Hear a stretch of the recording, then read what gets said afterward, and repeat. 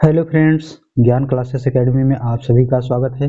साथियों, हम लोग डीएलएड फोर्थ सेमेस्टर के लिए पीवाईक्यू स्टार्ट किए हुए हैं। 2016 और 17 का हो चुका है। अगर नहीं देखे हैं तो देख लीजिएगा। बहुत ही इंपॉर्टेंट होती है पीवाईक्यू, क्योंकि क्वेश्चन भर भर के रिपीट होते हैं पीवाईक्यू से ही। एक दो क्वेश्चन नए आते हैं, बाकी सभी पीवाईक्यू ही होते हैं। तो पीवाईक्यू तो जरूर ही देखना है। आइए, आज का हमारा जो पीवाईक्यू होने वाला है 2018 का पेपर, और विषय का नाम है आरंभिक स्तर पर भाषा एवं गणित के पठन लेखन क्षमता का विकास। वस्तुनिष्ठ प्रश्न लेंगे साथियों। 40 क्वेश्चन होते हैं, सबको पता है। ठीक है, तो आइए स्टार्ट करते हैं और पहला प्रश्न लेते हैं। पहला प्रश्न है वर्णों। ठीक है, यहाँ पर वर्णों या अक्षरों के सार्थक समूह को क्या कहते हैं? विकल्प ए शब्द, विकल्प बी वाक्य, विकल्प सी वर्ग, विकल्प डी इनमें से कोई नहीं। तो राइट आंसर ए सही हो जाएगा, शब्द। ठीक है, कोई भी वर्ड है जो अक्षर होते हैं, उन अक्षरों को जब हम क्रम से व्यवस्थित तरीके से लिखते हैं तो उसको हम लोग शब्द कहते हैं। और जानते ही हैं, अगर कई शब्द मिला दिया जाए तो वाक्य बन जाता है, सार्थक वाक्य हो जाएगा अगर सार्थक शब्द है तो। ठीक है, आइए प्रश्न संख्या 2 है अ इ उ री स्वर का प्रकार है। तो विकल्प ए है दीर्घ स्वर, विकल्प बी है प्लुत स्वर, विकल्प सी है ह्रस्व स्वर और विकल्प डी है इनमें से कोई नहीं। तो इसका राइट आंसर जो है ह्रस्व स्वर हो जाएगा। ह्रस्व स्वर में छोटी मतलब कम समय की आवश्यकता होती है, कम समय में बोल सकते हैं। दीर्घ में ज्यादा समय लगता है।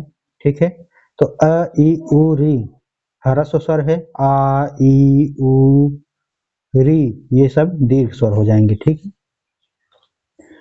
प्रश्न संख्या 3 है विराम चिन्ह को क्या कहते हैं? ठीक है, ये जो चिन्ह दिया गया है इसको क्या कहते हैं? विकल्प ए है प्रश्नवाचक, विकल्प बी है अल्प विराम, विकल्प सी है पूर्ण विराम, विकल्प डी है विस्मयादि सूचक या विस्मय सूचक। तो राइट आंसर इसका डी सही हो जाएगा, विस्मय सूचक। क्योंकि साथियों विस्मय सूचक जो ये होता है, ये जो है विस्मय सूचक का चिन्ह होता है। और इसमें जैसे कि मान सकते हैं कोई आश्चर्य हो गया, ठीक है, तो वहां पर जो है इसको दर्शाने के लिए प्रयोग किया जाता है। जैसे शोक हो गया, घृणा हो गई, हर्ष हो गया, तो इन सभी को दर्शाने के लिए विस्मयादि बोधक का प्रयोग किया जाता है। जैसे ओह, यहाँ पर आगे लिख दिया जाए ओह। ठीक है, और ये चिन्ह लगा दिया जाए। जैसे सुनकर दुख हुआ, ओह सुनकर दुख हुआ, शाबाश, बहुत बढ़िया। तो ये सभी जो है क्या है, दर्शाने के लिए किया जाता है। आगे प्रश्न संख्या 4 है अतिवृष्टि का विलोम शब्द क्या है? विकल्प ए है कुदृष्ट, विकल्प बी है अनावृष्टि, विकल्प सी है अपकर्ष, विकल्प डी है इनमें से कोई नहीं। ठीक है, तो राइट आंसर इसका बी सही हो जाएगा, अनावृष्टि। ठीक है, तो बी राइट आंसर हो जाएगा। आइए हम लोग आगे बढ़ते हैं और 5वां क्वेश्चन देखते हैं।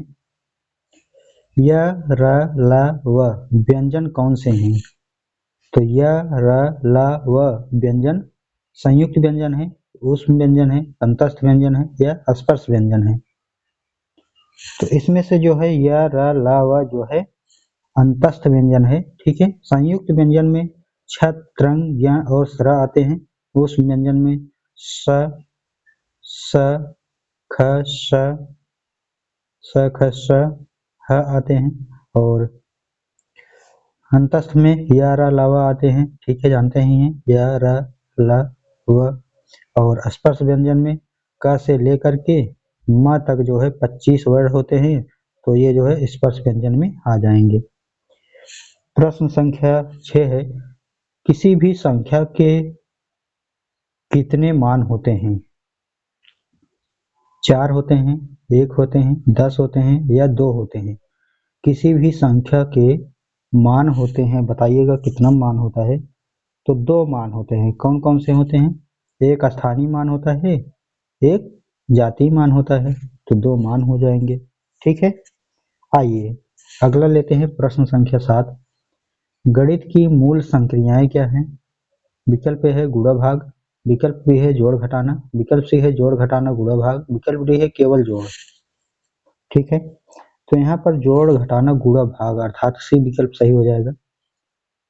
आगे प्रश्न संख्या 8, 8530 में सैकड़े वाली संख्या कौन सी है? इकाई, दहाई, सैकड़ा अर्थात 5 सही हो जाएगा, तो 20 सही हो जाएगा। अगला है प्रश्न संख्या 9, दो अंकों की सबसे बड़ी संख्या कौन सी है? विकल्प ए है 10, विकल्प बी है 88, विकल्प सी है 100, विकल्प डी है 99। तो बड़ी संख्या पूछी गई है प्लस 2 अंकों की होनी चाहिए, तो 2 अंकों की संख्या जो है 99 होती है। 99 में अगर एक और प्लस कर देंगे तो 100 हो जाएगी। तो आप देख सकते हैं जैसे ही यहाँ पर 100 हो रही है तो ये 2 अंक या 3 अंक हो जा रहा है। ठीक है, 2 जीरो और एक ये 3 अंक हो गया। तो हमको चाहिए बड़ी संख्या 2 अंकों की, तो हमारा 99 सही हो जाएगा। ठीक है, आगे प्रश्न संख्या 10 है, पठन कितने प्रकार के होते हैं?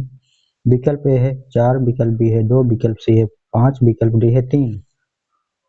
तो जो पठन होता है साथियों वह 2 प्रकार का होता है, तो राइट आंसर बी हो जाएगा। कौन कौन से? एक होता है सस्वर सस्वर पठन और दूसरा हो जाता है वाचन पठन,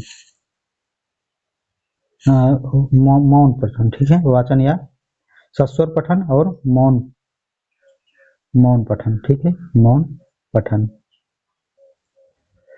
आगे प्रश्न संख्या 11 है, भ वर्ण किस वर्ग में आता है? प फ ब भ म, ये जो है भ वर्ण किस वर्ग में आता है? तो ये जो है प वर्ग में आता है, तो राइट आंसर सी सही हो जाएगा। ठीक है, आगे देखेंगे अगला प्रश्न है, निम्न में से अवरोही मतलब घटते क्रम में लिखना है। ठीक है, तो विकल्प है 20, 15, 10, 5, 2। तो ये देख रहे हैं अच्छे से घटते हुए क्रम में ही जा रहा है, तो राइट आंसर ए सही हो जाएगा। आगे देखेंगे प्रश्न संख्या 13, किसी संख्या में शून्य से गुणा करने पर प्राप्त गुणनफल होगा? तो जानते ही हैं कोई भी संख्या होगी अगर उसमें शून्य से गुणा करेंगे तो सीधा 0 ही प्राप्त होता है। तो दुगुना नहीं होता है, चौगुना भी नहीं होता है, यथावत भी नहीं रहता है, शून्य हो जाता है, तो राइट आंसर हमारा डी सही हो जाएगा। ठीक है, आइए अगला लेते हैं। प्रश्न संख्या 14 है, सम्मान शब्द उदाहरण है? तो विकल्प ए है संयुक्त व्यंजन, विकल्प बी है द्वित्व व्यंजन, विकल्प सी है अनुनासिक व्यंजन, विकल्प डी है उपयुक्त सभी। तो इसका राइट आंसर बी सही हो जाएगा, द्वित्व व्यंजन। द्वित्व व्यंजन क्या होता है कि कोई शब्द लिखते हैं तो उसमें 2 बार आ जाता है, एक आधा आता है एक पूरा आता है। देखिए यहाँ पर देखिए सम्मान में म जो है एक बार आधा आ रहा है, एक बार म पूरा आ जा रहा है, तो इसी को है द्वित्व व्यंजन कहते हैं। जैसे मक्का, ठीक है, म में आधा का फिर पूरा का फिर मात्रा लिखेंगे मक्का हो जाएगा। जैसे चम्मच मान लीजिए, आधा म फिर पूरा म फिर चम्मच, फिर क्या लिखेंगे चम्मच हो जाएगा। सम्मान भी ऐसे कर सकते हैं, आधा म फिर पूरा म फिर मात्रा फिर न सम्मान। आगे बढ़ेंगे, प्रश्न संख्या 15 है, तुरंग शब्द का पर्यायवाची है? शेर, ईश्वर, घोड़ा, मनुष्य। तो जो तुरंग होता है उसको घोड़ा को कहते हैं, तो राइट आंसर यहाँ पर सी सही हो जाएगा। ठीक है, आइए आगे देखेंगे। अतिलोकोत्तरी प्रश्न आ गया है, वीडियो को भी शेयर कर दीजिएगा साथ में, जितने भी साथी हैं सभी जो है शेयर कर दीजिएगा। आइए प्रश्न संख्या 16 पर बढ़ते हैं, पठन कौशल से क्या अभिप्राय है? तो जो पठन कौशल होता है मतलब जो पढ़ा जाता है उसका क्या मतलब होता है, आइए जानते हैं। उत्तर है पठन कौशल हेडिंग, लिखित भाषा को पढ़कर अर्थ ग्रहण करने के लिए कौशल को पठन कौशल कहते हैं। ठीक है, जैसे कोई लिखित लिखित रूप है उसको पढ़ेंगे और अर्थ ग्रहण करेंगे तो उसी को ही जो है क्या कहेंगे, पठन कौशल कहते हैं, मतलब पढ़ने के लिए कौशल। इसको और भी कह सकते हैं, जैसे पठन का अर्थ लिखी हुई सामग्री को पढ़ते हुए अर्थ को ग्रहण करना अर्थात पढ़ते हुए अर्थ को समझना और सोच स्थिर करना और उसके अनुसार व्यवहार करना। प्रश्न संख्या 17 है, अनुनासिक वर्ण किसे कहते हैं? तो उत्तर हो जाएगा अनुनासिक वर्ण हेडिंग में। इसको क्या किसे कहते हैं, तो जिन स्वरों का उच्चारण मुख के नासिका दोनों से किया जाता है वे अनुनासिक स्वर कहलाते हैं। ठीक, मतलब वे स्वर जो मुख से और नाक से दोनों से आवाजें निकलती हैं उन्हीं को जो है अनुनासिक कहते हैं। हिंदी में अनुनासिक स्वरों की कुल संख्या जो है 5 है। कौन कौन से है, क है, अड़ा है, क है और अ है, अड़ा है, म है, न है। अनुनासिक एक का नहीं है, ठीक है। तो ये जो है अनुनासिक में कौन कौन आते हैं, तो ये यहाँ पर टाइपिंग मिस्टेक है, ठीक है। ना तो का होता है ना तो आ होता है, यहाँ पर होता है अंगा, ठीक है, अंगा, इया, अड़ा, न और म। तो ये 5 जो है वर्ड आते हैं, मतलब क वाला, च वर्ग वाला, ट वर्ग वाला, त वर्ग वाला, प वर्ग वाला, पांचवा अक्षर, जो पांचवा अक्षर होता है, ठीक है।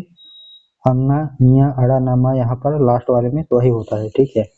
आइए, जैसे मुंह, कुआं, कांच, टांग इत्यादि, ठीक है।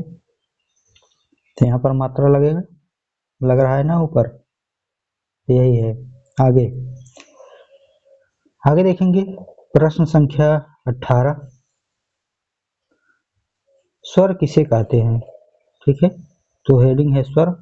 स्वर वे अक्षर जिनका उच्चारण करते समय हवा मुख से बिना रुकावट के बाहर निकलती है।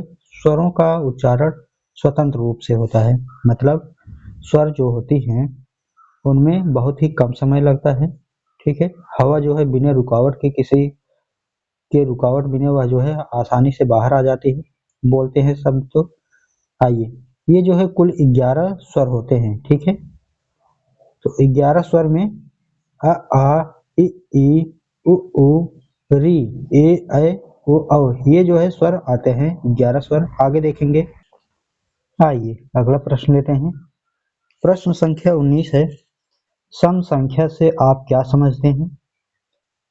उत्तर, सम संख्या वह संख्या जो 2 से पूरी तरह विभाजित हो जाती है सम संख्या कहलाती है, ठीक है। या आप मान सकते हैं सम संख्या में जिसमें इकाई के स्थान पर 2 आ जाए, 4 आ जाए, 6 आ जाए, 8 आ जाए, या 0 आ जाए, 10 नहीं 0 आ जाए, ठीक है। तो 0 आ जाएगा तो ही जो है यहाँ पर क्या हो जाएगा, वह संख्या पूर्ण विभाज्य हो जाएगा, अर्थात सम संख्या हो जाएगी। आगे प्रश्न संख्या 20 है, घ का उच्चारण स्थान बताइए, ठीक है। घ का उच्चारण स्थान कंठ होता है, क वर्ग में आता है, क ख ग घ ng वर्ड शामिल होते हैं। आगे प्रश्न संख्या 21 है, उस व्यंजन से क्या तात्पर्य है, ठीक है। तो उस व्यंजन, जिन व्यंजनों के उच्चारण में मुख से विशेष प्रकार की गर्म वायु निकलती है उसे उस व्यंजन कहते हैं। इसको जानने के लिए क्या करना है, अपने हाथों के पंजे को उल्टा करिएगा, ठीक है। जिस तरफ से फिंगर मुड़ती है उस तरफ नहीं, विपरीत। इसके बाद मुंह के पास ले आएंगे और इन अक्षरों को बोलेंगे तो आपको समझ में आएगा क्या कौन से अक्षर, श, श, श, ह, ठीक है, श, ठीक है। आगे प्रश्न संख्या 22, उत्पत्ति की दृष्टि से शब्द के प्रकार बताइए, ठीक है। जो उत्पत्ति की दृष्टि से शब्द कितने प्रकार के होते हैं, तो उत्पत्ति की दृष्टि से शब्द 5 प्रकार के होते हैं। कौन कौन से, तत्सम शब्द, तद्भव शब्द, देशज शब्द, विदेशज शब्द और एक और लास्ट में जोड़ता है संकर शब्द। मुख्यतः तो 4 ही होते हैं, लेकिन संकर शब्द को लेने के बाद 5 हो जाते हैं, ठीक है। तो 5 प्रकार के जो है उत्पत्ति होते हैं, उत्पत्ति की दृष्टि से शब्द। आगे प्रश्न संख्या 23 है, यौगिक शब्द से क्या तात्पर्य है। यौगिक जो शब्द है उसका क्या तात्पर्य होता है। यौगिक शब्द, जो शब्द अन्य शब्दों के मेल से बने होते हैं और जिनके प्रत्येक खंड का कोई अर्थ ना हो उन्हीं को जो है यौगिक शब्द कहते हैं। यौगिक का मतलब जानते हैं क्या हो, 2 शब्द होगा उसका कोई अर्थ नहीं मिलेगा, लेकिन वह जैसे ही मिलेगा दोनों शब्द तो उसका कोई न कोई अर्थ निकल जाएगा। जैसे डाक और घर, ठीक है, तो दोनों का जो है क्या है, इसको खंड किया गया है, दोनों को एक कर देंगे तो डाकघर हो जाएगा। देश और वासी अर्थात देशवासी, दोनों को मिला दिया जाएगा तो देशवासी हो जाएगा, ठीक है।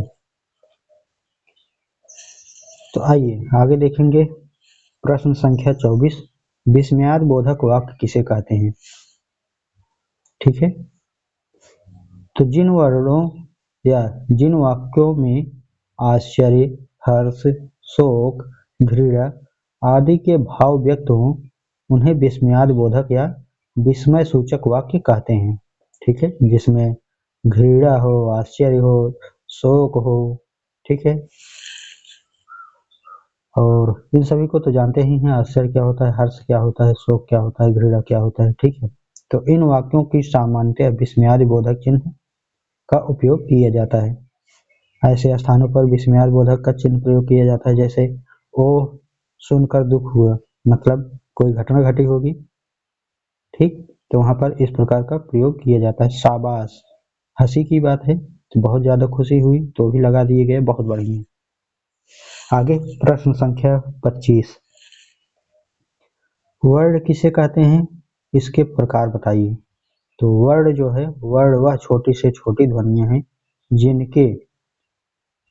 जिसके और कोई टुकड़े न हो सके, उस वर्णों को अक्षर भी कहते हैं, ठीक है। जैसे राम शब्द में रा और म मिलने पर बना है, ठीक है। वर्ण किसे कहते हैं, वह छोटी से छोटी ध्वनि, वह छोटी से छोटी अक्षर जिसको मिला दिया जाए तो जिसके और छोटे टुकड़े ना हो, वर्ड की बात कही गई है ना, तो ऐसा ध्वनि जिसको उससे ज्यादा छोटा ना किया जाए उसे ही वर्ड कहेंगे, ठीक है। आगे प्रश्न संख्या 26 है, गणेश शब्द के 3 पर्यायवाची लिखिए। तो गणेश शब्द के पर्यायवाची शब्द है गजानन, लंबोदर, विनायक, गणपति, एकदंत, सिद्ध विनायक, वक्रतुंड, महाकाय, मोदक दाता, मंगल मूर्ति, गौरी नंदन, ये सभी जो है गणेश के पर्यायवाची है, ठीक है। इसमें से 3 कोई भी लिख लीजिएगा। प्रश्न संख्या 27 है, कनिष्ठ, वरदान, उत्कर्ष के विलोम लिखिए। तो कनिष्ठ का जो विलोम होता है ज्येष्ठ हो जाता है, वरदान का अभिशाप हो जाता है, उत्कर्ष का अपकर्ष हो जाता है। आगे देखेंगे हम लोग प्रश्न संख्या 28 को, प्रकृत संख्या किसे कहते हैं।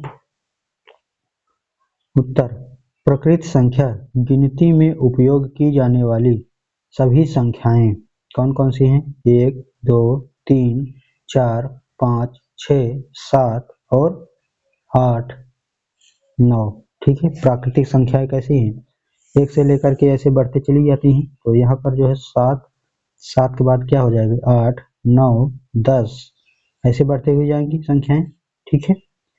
उदाहरण के लिए प्राकृतिक संख्या को n से दर्शाया जाता है, ठीक है। तो 1 से लेकर के अनंत तक प्राकृतिक संख्याएं चलती हैं। आगे बढ़ेंगे प्रश्न संख्या 29 पर, ठीक है। तो प्रश्न संख्या 29 है, राम ने 16 पेन खरीदे, श्याम ने 12 पेन खरीदी तथा मोहन ने राम से 10 पेन अधिक खरीदी, तो मोहन ने कितने पेन खरीदे। तो यहाँ पर देखिएगा, राम ने जो पेन खरीदा है वह 16 पेन खरीदा है। कितना खरीदे हैं, 16 पेन राम ने खरीदे हैं। श्याम ने कितना खरीदा है, 12 पेन श्याम ने खरीदे हैं। लेकिन मोहन जो है ये राम से और श्याम से, ठीक है, क्या है, मोहन ने राम से 10 पेन अधिक खरीदे, मतलब राम ने कितना खरीदा 16 पेन, तो 10 और ज्यादा खरीद लिए है, तो 16 10 26, तो 26 जो है मोहन ने खरीद लिए, ठीक है। तो राइट आंसर इसका 26 सही हो जाएगा।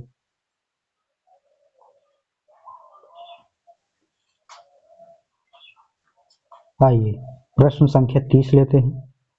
संख्या 4547 में 5 का स्थानीय मान एवं अंकित मान बताइए। 5 का यहाँ पर स्थानीय मान देखेंगे तो 5 का स्थानीय मान 5 गुणे यहाँ पर इकाई दहाई सैकड़ा, तो 1 लिख करके 2 जीरो करना है तो ये हो जाएगा 500। ठीक है, और यहाँ पर जाति मान भी पूछा गया है, अर्थात अंकित मान पूछा गया है, अर्थात फेस वैल्यू पूछा गया है। सभी का मतलब एक ही है, अंकित मान, जाति मान, फेस वैल्यू, ये तीनों का मान एक ही है। तो 5 का स्थानीय मान 500 हो गया और 5 का जाति मान 5 हो जाएगा केवल। ठीक है, आइए आगे बढ़ते हैं। प्रश्न संख्या 31 है, सस्वर पाठन से क्या तात्पर्य है, इनका महत्व बताइए। तो सस्वर पाठन रीडिंग हो जाएगा, स्वर सहित पढ़ते हुए अर्थ ग्रहण करना, यह वाचन की आरंभिक अवस्था है, अर्थात प्रारंभिक अवस्था है। और महत्व क्या होता है सस्वर पाठन का, तो पहला हो जाता है शब्द भंडार में वृद्धि। ठीक है, दूसरा है शब्दोच्चारण शुद्ध हो जाने लगेगा, और तीसरा हो जाता है अक्षर विन्यास शुद्ध, मतलब जो शब्द लिखा होता है बहुत बड़ा बड़ा, उसको छोटा छोटा टुकड़ा करके सही अर्थ निकाल पाएंगे। चौथा है नवीन शब्द, सूक्तियों, लोकोक्तियों और मुहावरे से परिचय। जब सस्वर पठन करेंगे तो उसका अर्थ आसानी से निकाल पाएंगे कि लोकोक्तियों का कहने का क्या मतलब है। ठीक है, मुहावरा का कहने का क्या मतलब है। यहाँ पर जिज्ञासा होगा, जिज्ञासा नहीं है, जिज्ञासा है। ठीक है, जिज्ञासा, संकोच, हिचकिचाहट को दूर होने लगेगी। ठीक है, दूर हो जाएगा धीरे धीरे। दृष्टेंद्रिय, ध्वनि यंत्र और मस्तिष्क प्रशिक्षित होने लगेंगे, स्वराघात व बलाघात समुचित ज्ञान होने लगेगा। आगे प्रश्न संख्या 32 है, हिंदी वर्णमाला में उपयुक्त व्यंजन कितने हैं, उदाहरण सहित समझाइए। तो संयुक्त व्यंजन 2 या 2 से अधिक व्यंजनों के मेल से बने व्यंजन की संख्या जो है 4 प्रकार की होती है। ठीक है, कौन कौन से हैं, छत्र, ज्ञ और सरय। तो जो छत्र होता है जैसे कक्षा, ठीक है, कक्षा नहीं पढ़ा जाता है, कक्षा पढ़ा जाता है, तो ये हो जाएगा परीक्षा। ठीक है, और स से बनता है ना परीक्षा। त्र, त और र से मिलकर के बनता है पत्र, यात्रा। ज्ञ, उदाहरण के लिए ज्ञान, ज्ञान। ठीक है, ज और इ से मिलता है तो ज्ञान पढ़ा जाता है इसको। ठीक है, ज्ञान नहीं। प्रश्न, उदाहरण के लिए आप, आश्रय, परिश्रम। ठीक है, आगे प्रश्न संख्या 33 है साथियों, कि श्रुत लेख की उपयोगिता बताइए। ठीक है, तो श्रुत लेख किसे कहते हैं, तो सुन करके लिखना, सुन करके लिखना, शिक्षक बोलते हैं, छात्र तेज गति से लिखते हैं। ठीक, अर्थात जब शिक्षक तेजी से बोलते हैं, या मतलब जो बोलते हैं और बच्चे सुनते हैं और सुन करके उसको कॉपी पर लिखते हैं बिना देखे हुए, तो उसे ही जो है श्रुतलेख कहा जाता है, अर्थात बच्चे सुन सुन करके लिखते हैं। आगे देखेंगे उपयोग की बात कही गई है, तो उपयोग में पहला हो जाएगा लेखन गति में वृद्धि। ठीक है, जब सुन सुन करके लिखते रहेंगे तो धीरे धीरे स्पीड बन जाएगी। भाषा शुद्धता का विकास हो जाएगा। ठीक है, जो कहाँ पर पूर्ण विराम, प्रश्नवाचक चिन्ह कहाँ लगाना है, अक्षर कौन सा कहाँ लगेगा, सब कुछ सीख जाएंगे। नवीन शब्दों की जानकारी हो जाएगी, नए नए शब्द की जानकारी होगी। शुद्ध लेखन क्षमता का विकास होने लगेगा, इसे इमला भी कहते हैं, विद्यालयों में वर्तनी सुधारने हेतु प्रयोग किया जाता है। आगे बढ़ेंगे तो अगला प्रश्न है प्रश्न संख्या 34। ठीक है, आइए, पूर्ण विराम से क्या तात्पर्य है, उदाहरण बताइए। तो पूर्ण विराम जो होता है वाक्य को पूरी तरह रोकने के लिए प्रयुक्त चिन्ह क्या होता है, पूर्ण विराम होता है। तो हिंदी में इसे खड़ी पाई कहते हैं, अर्थात जो ये है चिन्ह, इसी को जो है पूर्ण विराम कहते हैं। जैसे उदाहरण के लिए मेरा नाम सीता है, तो यहाँ पर देखिएगा पूर्ण विराम लास्ट में लगा दिए गए, मतलब एक खड़ी पाई। प्रत्येक, मैं प्रतिदिन विद्यालय जाता हूँ, इसमें भी है। मैंने खाना खा लिया, इसमें भी लगा है लास्ट में। बहुत गर्मी है, इसमें भी है। आगे पढ़ेंगे साथियों प्रश्न संख्या 35 को, स्थानीय मान एवं अंकित मान से क्या तात्पर्य है, उदाहरण समझाइए। ठीक है, इसको हमने अच्छे से पढ़ लिए है, बहुत ज्यादा ध्यान देने की जरूरत नहीं है। स्थानीय मान क्या होता है आपने जानते ही हैं। अंकित मान क्या होता है, अंकित मान को ही जो है हम लोग फेस वैल्यू कहते हैं। ठीक है, इसी को जो है जाति मान भी बोल दिया जाता है, स्थानीय मान को, अंकित मान को। ठीक है, तो एक स्थानीय मान हो गया, एक अंकित मान हो गया, जिसको जाति मान और फेस वैल्यू बोलते हैं। तो स्थानीय मान का अर्थ होता है कि अंक किस स्थान पर है, जैसे इकाई, दहाई, सैकड़ा, हजार। उदाहरण के लिए 9, 8, 5 स्थानीय मान होता है। 5 का स्थानीय मान 5 इकाई, 8 का 80 दहाई, 90 का 900 सैकड़ा। तो अंकित मान क्या होता है, किसी संख्या में किसी अंक का अंकित मान वही अंक है जो संख्या में लिखी है। अर्थात 985 में 5 का अंकित मान 5 हो जाएगा, 9 का अंकित मान 9 हो जाएगा, 8 का अंकित मान 8 हो जाएगा, 5 का अंकित मान 5 हो जाएगा। प्रश्न संख्या 36, वाक्य किसे कहते हैं, इसकी प्रमुख विशेषताएं बताइए। तो उत्तर हो जाएगा, वाक्य हेडिंग है सार्थक शब्दों का ऐसा समूह जिससे पूरा अर्थ समझ में आ जाए, उसे सार्थक शब्द कहते हैं। ठीक है, सार्थक वाक्य कहेंगे। तो किसको कहेंगे, आइए। उदाहरण के लिए भूपेंद्र खेल रहा है, एक वाक्य हो गया। बालिका नाच रही है, दूसरा वाक्य हो गया। ठीक है, विशेषताएं आखिर क्या क्या होती हैं वाक्य की, तो वाक्य में हमेशा कोई न कोई भाव या अर्थ होता है। दूसरा, वाक्य अलग अलग शब्दों या पदों से बनता है।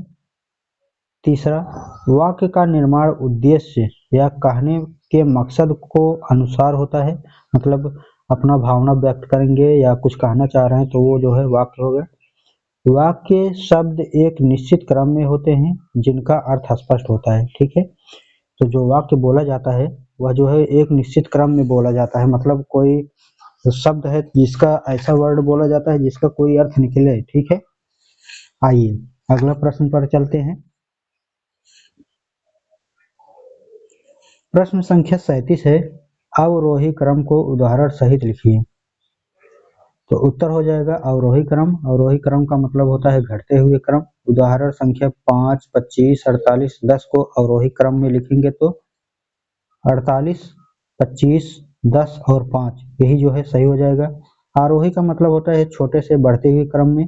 ठीक है, तो छोटे से बढ़ते हुए क्रम का मतलब है, इसी को अगर बोला जाए कि आरोही क्रम में लिखिए तो क्या करेंगे, 5 आ जाएगा, फिर 10, फिर 25, फिर 48, तो ये आरोही क्रम हो जाएगा। आइए प्रश्न संख्या 38 है, भाषा का शिक्षण करते समय शिक्षक को किन बातों का ध्यान रखना चाहिए। मतलब भाषा शिक्षण करते समय या पढ़ाते समय या पढ़ते समय किन किन बातों को शिक्षक को ध्यान देना चाहिए। तो उत्तर है शिक्षक को ध्यान देना चाहिए। आइए किन किन बातों का, तो पहला हो जाएगा छात्रों की रुचि और आवश्यकता का। जो छात्र पढ़ रहे हैं उनकी रुचि क्या है और उनकी आवश्यकता क्या है, उसको ध्यान में रखते हुए शिक्षण कराना चाहिए। भाषा के विभिन्न पहलुओं का समावेश, ठीक है, जैसे व्याकरण हो गया, शब्दावली हो गई, उच्चारण हो गया, सुनना हो गया, बोलना हो गया, पढ़ना हो गया, लिखना हो गया, इन सभी को जो है ध्यान में रखते हुए पढ़ाना चाहिए। छात्रों की सक्रिय भागीदारी सुनिश्चित करना चाहिए। ठीक है, सक्रिय का मतलब है बच्चे जो है एक्टिव रहें, वह सीखने के लिए तैयार रहे, तत्पर रहे, जो भी पढ़ाया जाए सीखें। अब चाहे जिस तरीके से पढ़ाइए, लेकिन उनको जो है सक्रिय होना बहुत ही ज़्यादा ज़रूरी है। आप जो है उनको निर्देश देते रहिए, निर्देश नहीं मतलब उनको छूट देते रहिए, उनको उस माहौल में ढाले रहिए ताकि जो है कुछ करना ना पड़े आपको ज़्यादा, लेकिन बच्चे जो है कर करके सीख जाएं। ठीक है, तो क्रियात्मक पर ध्यान देनी है, रचनात्मक शैली पर। आगे देखेंगे, चौथा पॉइंट है तो त्रुटियों का धीरे धीरे और सकारात्मक सुधार। ठीक है, बच्चों की जो त्रुटियां हो रही है, क्योंकि हम लोग बच्चों के बारे में ही पढ़ रहे हैं 1 से 18 साल के लिए, तो उन्हीं के लिए देखना है। तो जो बच्चे पढ़ रहे हैं, त्रुटियां कर रहे हैं, उन पर धीरे धीरे सुधार हो सके उस पर ध्यान देना है।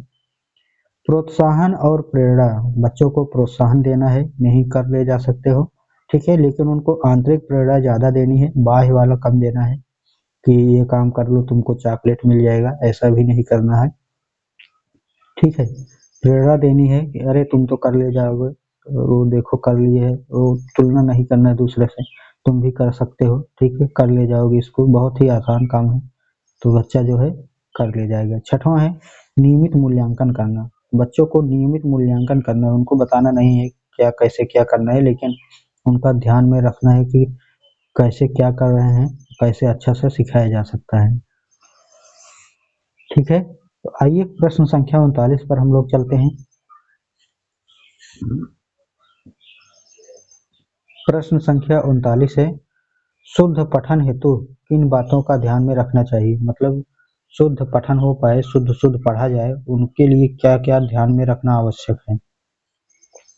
तो पहला हो जाएगा उच्चारण की परिशुद्धता, विराम चिन्हों का समुचित प्रयोग, व्याकरणिक पद क्रम पंक्तिबद्धता, वाक्य विन्यास, पठन पाठन की शैली, ठीक है। मतलब जो भी उच्चारण किया जा रहा है वो शुद्ध तरीके से बोला जाए, विराम चिन्ह कहाँ पर लग रहा है, कहाँ पर नहीं लगना है, कहाँ पर प्रयोग करना है, कहाँ पर नहीं करना है, इन चीज़ों का ध्यान देना है। व्याकरण के अनुसार सही है या नहीं सही है उस पर देखना है। वाक्य विन्यास अगर थोड़े थोड़े टुकड़ा कर दिए जाए तो उसका जो है अर्थ निकल जाए। पठन पाठन की शैली जो है सुधारनी होगी। दूसरा हो जाएगा आदर्श एवं पठन प्रस्तुत करना, ठीक है। आदर्श पठन का मतलब है साथियों कि सही ढंग से पढ़ना, सही तरीके से अर्थ निकालना, ठीक है, प्रस्तुत करना। तीसरा हो जाएगा छात्रों की एकाग्रता बढ़ाना, छात्र का ध्यान आकर्षित हो, उसके माध्यम से पढ़ने के माध्यम से शुद्ध हो, उच्चारित हो, ठीक है, सुर ताल लय के साथ हो, तो इन सभी का ध्यान देना है। चौथा पॉइंट है शांत तथा रुचिकर वातावरण बनाना, मतलब शांत माहौल होगा तभी बच्चे सही से सीख पाएंगे, पढ़ पाएंगे, क्योंकि अगर ठीक है कहीं न कहीं जो है डांस चल रहा है या डीजे बज रहा है तो वहाँ पर पढ़ाओगे तो क्या ही समझ में आएगा, तो शांत वातावरण बहुत जरूरी है। आगे प्रश्न संख्या क्रमांक संख्या 5 है पाठ पढ़ने के बाद समझ की जांच करना, बच्चे कितना पाठ पढ़ाया गया तो आखिर कितना समझ में आया है, उनकी जांच कर लेनी चाहिए। छठवां है आरंभिक स्तर पर सस्वर पठन, उच्चारण स्तर, मौन वाचन अभ्यास कराना, ठीक है। प्रारंभिक स्तर का मतलब है जो छोटे बच्चे हैं, शुरुआती से स्कूल में जाते हैं कक्षा 0 से या 1 से, उसी से लेकर के उस स्तर तक धीरे धीरे धीरे धीरे आगे विकास करना है। सस्वर पठन के लिए उच्चारण स्तर या मौन पठन के अभ्यास कराना चाहिए, छोटे बच्चों को नहीं, लेकिन आगे धीरे धीरे बढ़ते जाएंगे तो उन चीजों को, ठीक है। आइए लास्ट क्वेश्चन पर आ चुके हैं साथियों, और लास्ट क्वेश्चन है प्रश्न संख्या 40, ठीक है। वीडियो को सभी के पास शेयर कर दीजिएगा साथियों।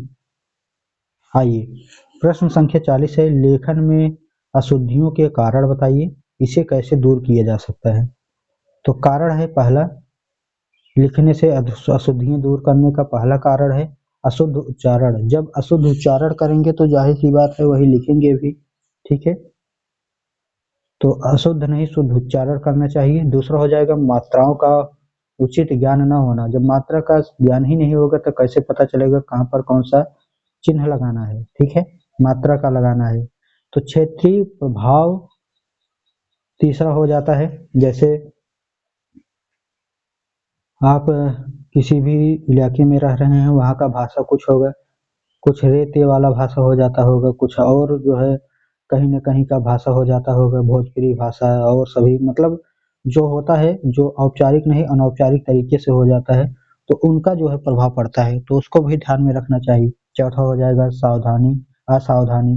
पाँचवा हो जाएगा लिपि का अधूरा ज्ञान, ठीक है, लिपि का ज्ञान नहीं रहेगा सही से तो भी दिक्कत होगा। लिखना चाहिए, दाएँ तरफ से लिख रहे हो, बाएँ तरफ से लिखना चाहिए, ऊपर से लिख रहे हो, नीचे से, ठीक है, क्रमांक ही उल्टा सीधा हो जा रहा है। तो लिपि का ध्यान रखना चाहिए, शर्मीला स्वभाव से बचना चाहिए, पुस्तकी अशुद्धता, ठीक है, ये सभी जो है ध्यान में रखना चाहिए। 10वां है इसमें व्याकरण के ज्ञान का अभाव, अगर व्याकरण का अभाव है, नहीं ज्ञान है, तब भी जो है त्रुटियां होने लगेगी। आखिर उपाय क्या है फिर लेखन की अशुद्धियों को दूर करने के लिए, तो शुद्ध उच्चारण और शुद्ध लेखन का अभ्यास, 12 कड़ी का अभ्यास। तीसरा है व्याकरण का समुचित ज्ञान, ठीक है, ये सभी होना चाहिए। चौथा है लिपि का समुचित ज्ञान होना चाहिए, यहाँ पर नहीं पूछा गया था, ठीक है, कारण में, अब उसका जो है उपाय है तो उसको बता दीजिए पलट करके। पांचवा है वाचन का अभ्यास। छठवां है तीव्र गति से लिखने का अभ्यास करना। धीरे धीरे सही हो जाएगा। ठीक है, लिखा है। और शारीरिक उपचार, अगर कहीं हाथ में दिक्कत है या ठीक है तो उसको सही कर लीजिए तो आ जाएगा। 8वां है किस तरीके से कलम पकड़ना है, ये सभी ध्यान दीजिएगा। अध्यापक का व्यवहार एवं व्यक्तिगत ध्यान, ठीक है, व्यक्तिगत ध्यान दिया जाएगा बच्चों का तो आसानी से जो है सुधारा जा सकता है कहीं पर कोई भी त्रुटि हो। ठीक है, तो ये जो है हमारा 2018 का पेपर रहा है और पेपर फर्स्ट है ये। तो पूरा जो है कंप्लीट हो गया साथियों। अब हम लोग जो है 2019 का पेपर लेकर के आएंगे। आप सब्सक्राइब कर सकते हैं साथियों, दूसरों को भी शेयर कर दीजिएगा। टेलीग्राम चैनल है, इसी नाम से मिल जाएगा, डिस्क्रिप्शन में भी डाल दूंगा। और फेसबुक, यूट्यूब, इंस्टाग्राम सभी जगह पर जो है आप फॉलो कर सकते हैं। ठीक है, आगे हम लेकर के आएंगे 2018 का री एग्जाम पेपर है तो उसको हम अगले वीडियो में पढ़ेंगे। मिलते हैं नेक्स्ट वीडियो में, धन्यवाद।